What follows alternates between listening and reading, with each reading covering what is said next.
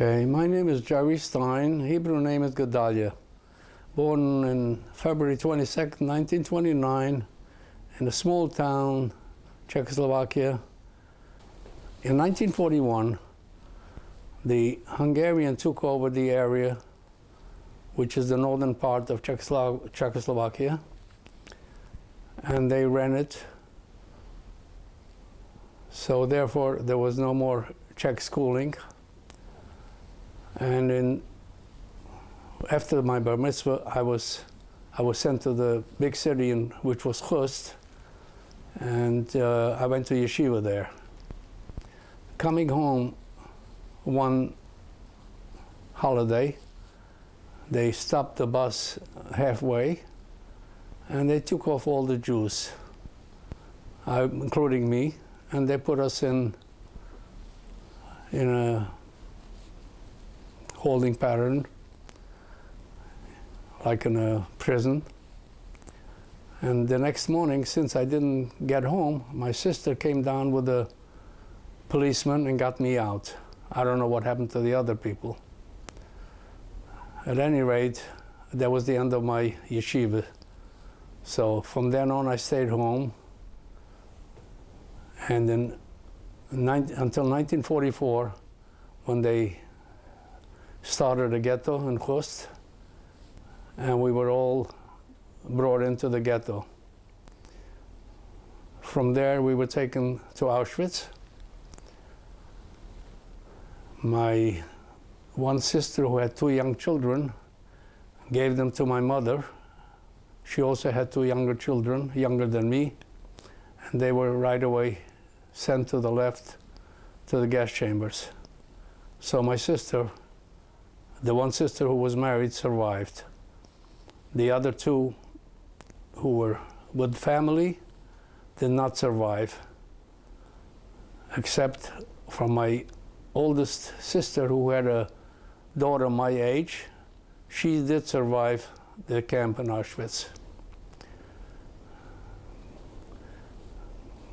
Getting into Auschwitz, as we were getting there, I was also sent to the left side, but being that my father and brother were sent to the right, I went around to the back and I caught up with them.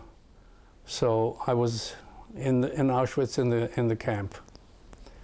We were sent to camp number 3, which was Buna, and we worked in the IG Farben, IG factory. At first I was assigned to digging ditches. After a few months, they picked me out and they put me into the school for bricklaying.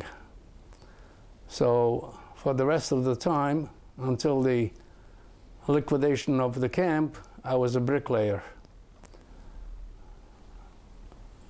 We were sent, as the Russians were approaching, we were sent out on a march. In the middle of the winter, it was February, snow up to your knees. We were sent out to Gleiwitz, which is the next city. From there, some were sent out to some were taken out to the forest and killed, and some, the lucky ones, were put on an open wagon train marching towards the further into Germany. So we were on that train for over a week without any food, just the snow coming down. Half of the people that were on the trains, by the time we got off in Nordhausen, which was the next camp in Germany, half of the people were just thrown on the side dead. We, as myself and my brother, we got up to the camp and we were able to survive the trip. And from there, we were sent to the next small factory, which was nearby, and most of the people worked underground, working on the U-2 missiles. I myself was in the camp, put in a basement, peeling potatoes for the Nazis.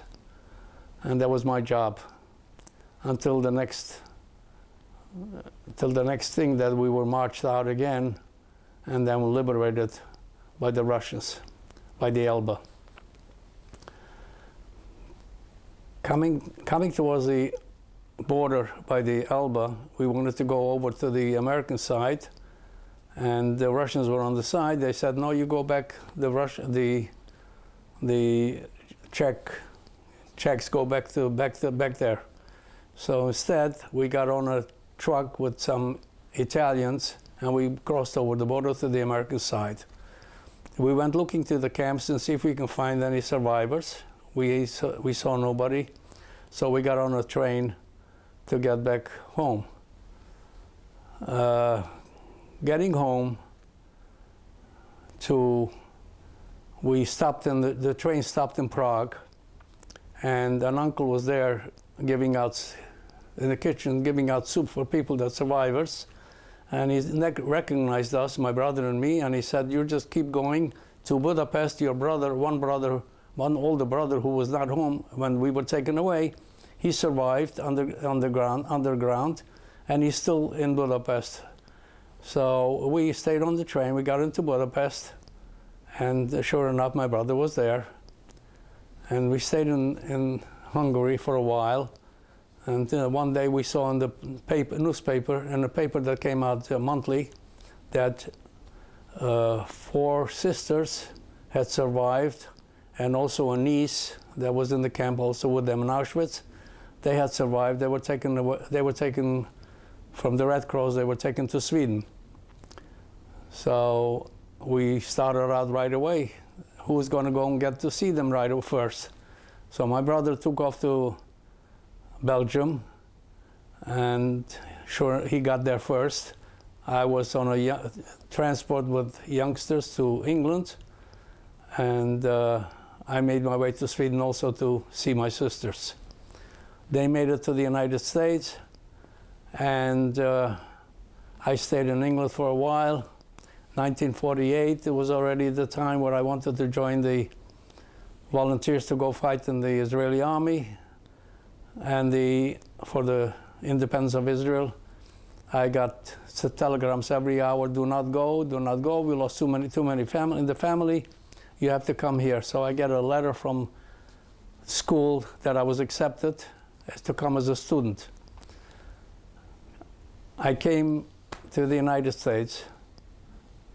I was about 18 at the time.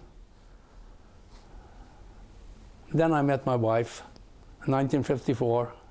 We got married. We had 3 children. 14 great-grandchildren and 27 great-grandchildren.